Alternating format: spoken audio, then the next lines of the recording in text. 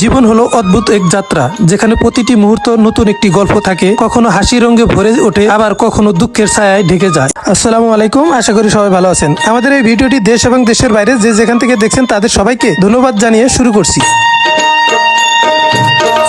অনেকদিন ধরে নানান ব্যস্ততার কারণে আমরা খামারের নিয়মিত ভিডিও দিতে পারিনি, তার জন্য দুঃখিত।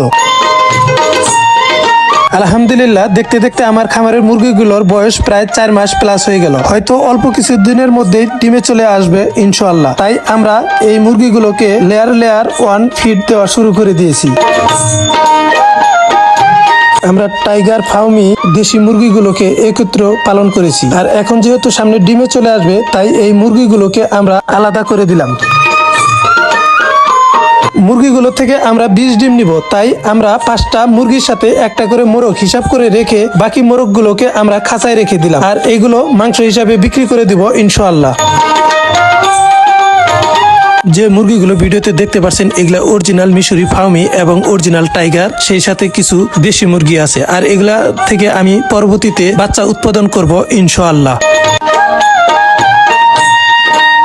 জীবন হলো অদ্ভুত এক যাত্রা, যেখানে প্রতিটি মুহূর্ত নতুন একটি গল্প থাকে। কখনো হাসি রঙে ভরে ওঠে, আবার কখনো দুঃখের ছায়ায় ঢেকে যায়। এই সুখ দুঃখের মাঝেই লুকিয়ে থাকে জীবনের আসল সৌজন্য। তাই বেকার অবস্থায় হতাশায় না থেকে আপনিও ছোট একটি খামার দিয়ে শুরু করতে পারেন, আর ছোট একটি খামারই হতে পারে আপনার জীবনের নতুন পথ চলা।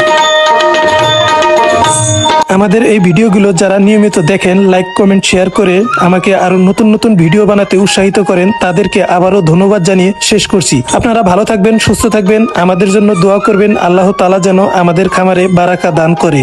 আল্লাহ হাফিজ।